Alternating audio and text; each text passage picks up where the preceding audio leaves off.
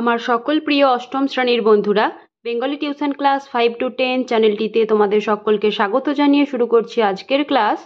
তো বন্ধুরা, আজকের ক্লাসে আমরা আলোচনা করব তোমাদের অষ্টম শ্রেণীর পাঠ্য পথের পাঁচালী উপন্যাসের পরবর্তী কিছুটা অংশ।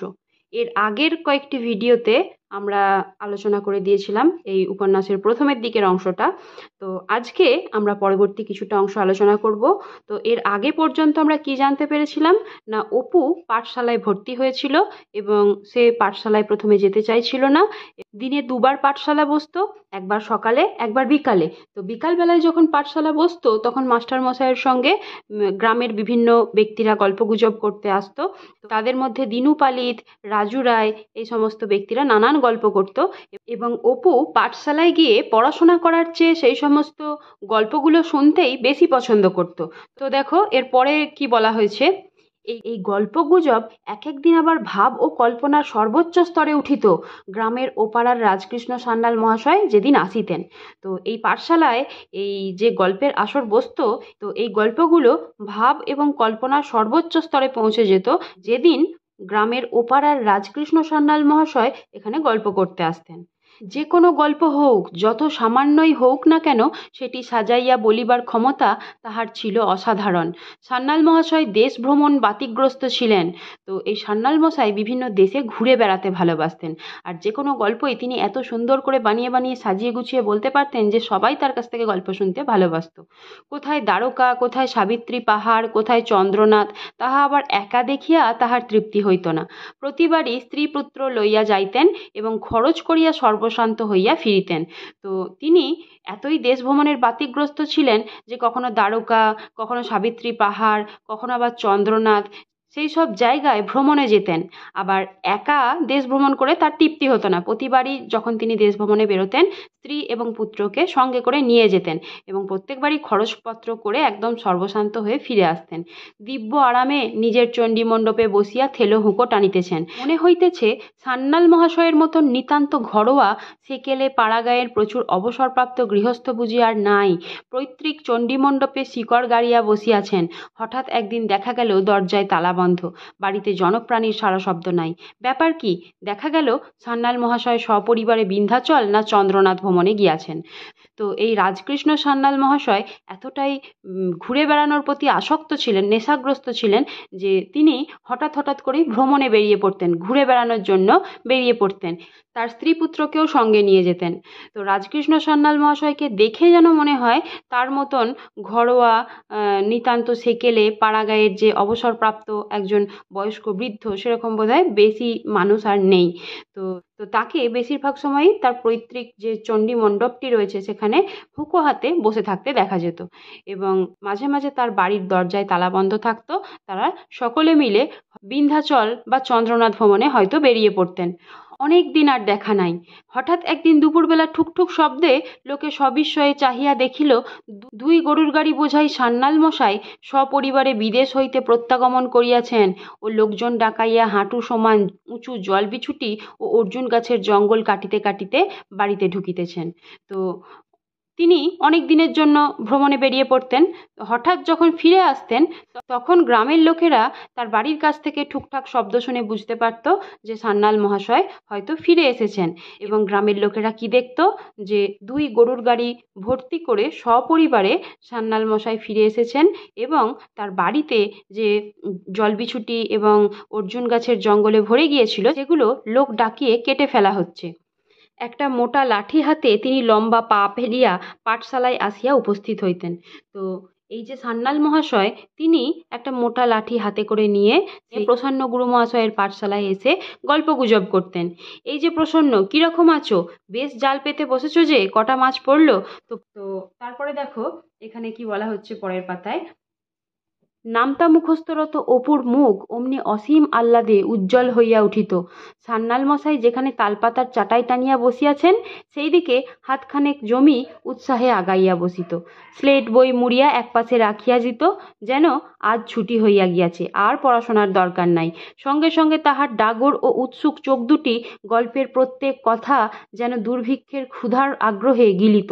তো অপু এই সান্যাল মশাইয়ের কাছে গল্প শুনতে এতই ভালোবাসত, যখন সান্যাল মশাই গুরু মহাশয়ের সঙ্গে গল্প করার জন্য পাঠশালায় আসতেন, তখন যেখানে সান্যাল মশাই বসতেন সেই দিকে অপু আরও কিছুটা এগিয়ে গিয়ে বসতো, যাতে করে এই সান্যাল মশাইয়ের গল্পগুলো সে ভালো করে শুনতে পারে। তো যখন সান্যাল মশাই গুরু মহাশয়ের পাঠশালায় গল্প করার জন্য আসতেন গুরু মহাশয়ের সঙ্গে, তখন অপু কী করতো, তার মনে হতো যেন আজকে আর পড়াশোনা করার দরকার নেই। সে বই খাতা সব গুটিয়ে দিত এবং একপাশে মুড়ে রেখে মন দিয়ে সান্যাল মশাইয়ের বলা গল্পগুলো শুনতো। তারপরে দেখো কি বলা হয়েছে, কুঠির মাঠের পথে যে জায়গাটাকে এখন নালতাকুড়ির জোল বলে, ওইখানে আগে অনেক কাল আগে গ্রামের মতি হাজরার ভাই চন্দন হাজরা কি বনের গাছ কাটিতে গিয়াছিল। বর্ষাকাল, এখানে ওখানে বৃষ্টির জলের তোড়ে মাটি খসিয়া পড়িয়াছিল। হঠাৎ চন্দন হাজরা দেখিল এক জায়গায় যেন একটা পিতলের হাঁড়ির কানা মতন মাটির মধ্য হইতে একটুখানি বাহির হইয়া আছে। তো এখানে কি বলা হচ্ছে, যে জায়গাটাকে নালতাকুড়ির জোল বলে সেই জায়গায় অনেক বছর আগে গ্রামের মতি হাজরার ভাই চন্দন হাজরা কি গাছ কাটতে গিয়েছিল বর্ষাকালের সময়। তো বৃষ্টির জলের তোড়ে এদিকে ওদিকে মাটি কিছুটা সরে গেছে, খসে পড়েছে, এবং চন্দন হাজরা কি দেখেছিল, পিতলের হাঁড়ির কানা মতো মাটির মধ্যে থেকে একটুখানি বেরিয়ে আছে, এইটা সে দেখতে পেয়েছিল। তখনই সে খুঁড়িয়া বাহির করিল, বাড়ি আসিয়া দেখেন এক হাঁড়ি সেকেলে আমলের টাকা। তাই পাইয়া চন্দন হাজরা দিন কত খুব বাবুগিরি করিয়া বেড়াইল। এসব সান্যাল মহাশয়ের নিজের চোখে দেখা। তো সান্যাল মহাশয় এইসব গল্প বলেন। এক একদিন রেল ভ্রমণের গল্প উঠিত। কোথায় সাবিত্রী পাহাড় আছে, তাহাতে উঠিতে তাহার স্ত্রীর কিরকম কষ্ট হইয়াছিল, নাভিগয়ায় পিণ্ড দিতে গিয়া পাণ্ডার সঙ্গে হাতাহাতি হইবার উপক্রম, কোথাকার এক জায়গায় একটা খুব ভালো খাবার পাওয়া যায়, সান্যাল মশাই নাম বলিলেন প্যাঁড়া। তো এই সমস্ত গল্প সান্যাল মশাই এসে মাঝে মধ্যেই এই প্রসন্ন গুরু মহাশয়ের সঙ্গে করতেন। নামটা শুনিয়া অপুর ভারী হাসি পাইয়াছিল। বড় হইলে সে প্যাঁড়া কিনিয়া খাইবে। অপু মনে মনে ভাবছে যে বড় হলে সে একদিন প্যাঁড়া কিনে খাবে। কোন দেশে সান্যাল মহাশয় একজন ফকিরকে দেখিয়াছিলেন, সে অশ্বত্থতলায় থাকিত। এক ছিলেম গাঁজা পাইলে সে খুশি হইয়া বলিত, আচ্ছা কোন ফল তোমরা খাইতে চাও বলো। পরে ঈপ্সিত ফলের নাম করিলে সে সম্মুখের যে কোনো একটা গাছ দেখাইয়া বলিত, যাও ওখানে গিয়া লইয়া আইসো। লোকে গিয়া দেখিত আম গাছে বেদানা ফলিয়া আছে, কিংবা পেয়ারা গাছে কলার কাঁদি ঝুলিয়া আছে। তো আরও এক ধরনের যে গল্প সান্যাল মশাই বলতেন তার মধ্যে ছিল একজন ফকিরের গল্প। একজন ফকির অশ্বত্থতলায় থাকতো এবং সেই ফকির এক ছিলিম গাঁজা পেলে খুব খুশি হতো এবং খুশি হয়ে বলতো যে কোন ফল তোমরা খেতে চাও বলো। যে ফলের নাম ফকিরকে বলে দেওয়া হতো, ফকির তার জাদু বলে তার ক্ষমতার দ্বারা সেই ফলটাই যে কোনো সামনের একটা গাছে ফলিয়ে দিতেন এবং তার শিষ্যদেরকে বলে দিতেন যে ওখানে গেলেই তোমরা এই ফল পেয়ে যাবে। তো রাজু রায় বলিতেন, ওসব মন্ত্রতন্ত্রের খেলা আর কি, সেবার আমার এক মামা। তো এই রাজকৃষ্ণ সান্যাল মহাশয়ের গল্পের মাঝখানেই রাজু রায় বলে উঠলেন যে ওসব মন্ত্রতন্ত্রের খেলা আর কি, সেবার আমার মামা বলে তিনি নতুন আর একটা গল্প বলতে শুরু করছিলেন। দিনু পালিত কথা চাপা দিয়ে বলিতেন, মন্ত্রতন্ত্রের কথা যখন ওঠালে তখন একটা গল্প বলি শোনো। গল্প নয়, আমার সচক্ষে দেখা। বেলডাঙার বুধো গাড়োয়ানকে তোমরা দেখেছো কেউ? রাজু না দেখে থাকো, রাজকৃষ্ণ ভাইয়া তো খুব দেখেছো। কাঠের দড়ি বাঁধা এক ধরনের খড়ম পায়ে দিয়ে বুড়ো বরাবর নিতে কামারের দোকানে লাঙলের ফাল পোড়াতে আসতো। 100 বছর বয়সে মারা যায়, মারাও গিয়েছে আজ 25 বছরের উপর। জোয়ান বয়সে আমরা তার সঙ্গে হাতের কবজির জোরে পেরে উঠতাম না। তো দিনু পালিত রাজু রায়ের গল্পের কথা থামিয়ে দিয়ে একটা অন্য ধরনের গল্প বলতে আরম্ভ করে দিতেন, বেলডাঙার বুধো গাড়োয়ানের গল্প। সেই বুধো গাড়োয়ানকে রাজু রায় হয়তো না দেখে থাকতে পারে, কিন্তু রাজকৃষ্ণ মহাশয় অবশ্যই দেখেছেন। সেই যে বেলডাঙার বুধো গাড়োয়ানের কথা দিনু পালিত বলছেন, তার গায়ে প্রচণ্ড শক্তি, তার সঙ্গে হাতের কবজির জোরে তারা জোয়ান বয়সে পেরে উঠত না। তো এই বেলডাঙার বুধো গাড়োয়ান 100 বছর বয়সে মারা গিয়েছে এবং মারা গিয়েছে প্রায় আজ 25 বছর হয়ে গেছে। একবার অনেক কালের কথা, তখন আমার বয়স সবে 19-20 বছর। তো এই যে দিনু পালিত যখনকার গল্পটা বলছেন, তখন দিনু পালিতের বয়স কত ছিল? 19-20 বছর। চাকদা থেকে গঙ্গা চান করে গরুর গাড়ি করে ফিরছি, তারা চাকদা থেকে গঙ্গা চান করে গরুর গাড়িতে করে বাড়িতে ফিরে আসছে। বুধো গাড়োয়ানের গাড়িতে চেপে তারা আসছে। গাড়িতে আমি, আমার খুড়িমা আর অনন্ত মুখুজ্জের ভাইপো রাম, যে আজকাল উঠে গিয়ে খুলনায় বাস করছে। তো গাড়িতে কারা কারা ছিল? এই দিনু পালিত এবং তার খুড়িমা এবং অনন্ত মুখুজ্জের ভাইপো রাম। সেই রাম আজকাল উঠে গিয়ে কোথায় বসবাস করছে? খুলনায়। কাঞ্চনার মাঠের কাছে প্রায় বেলা গেল, অর্থাৎ কাঞ্চনার মাঠের কাছেই অন্ধকার নেমে এলো। তখন ওসব দিকে কিরকম ভয়ভীত ছিল তা রাজকৃষ্ণ ভাইয়া জানো নিশ্চয়ই।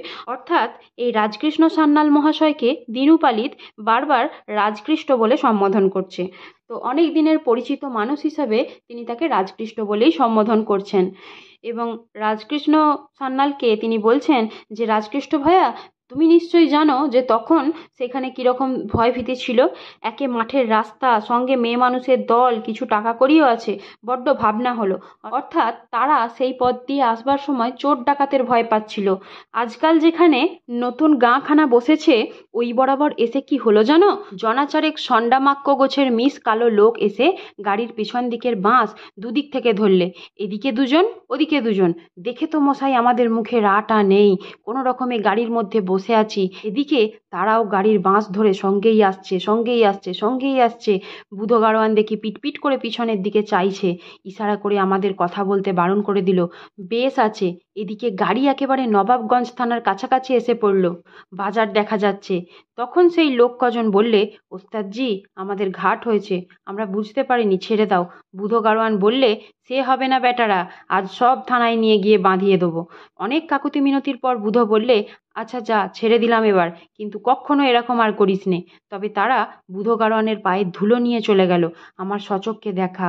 মন্তরের চোটে ওই যে ওরা বাঁশ ধরে এসেছে, ধরেই রয়েছে, আর ছাড়াবার সাধ্য নেই।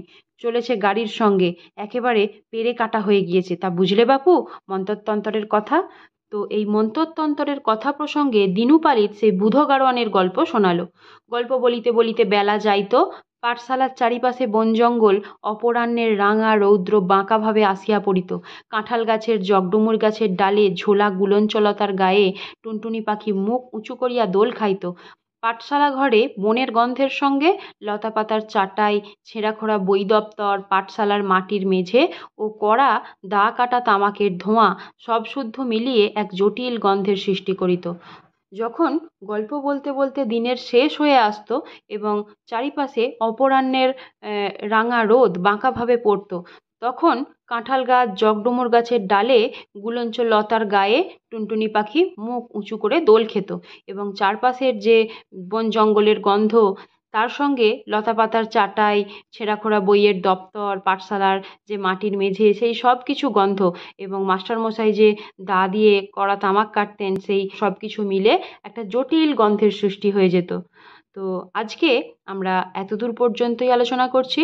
পরের দিন এর পরের কিছুটা অংশ আলোচনা করে দেব। আশা করছি এই আলোচনা থেকে তোমরা পথের পাঁচালী উপন্যাসটি বুঝতে পারছো এবং তোমাদের কাছে বিষয়টা আরও সহজ হয়ে যাচ্ছে।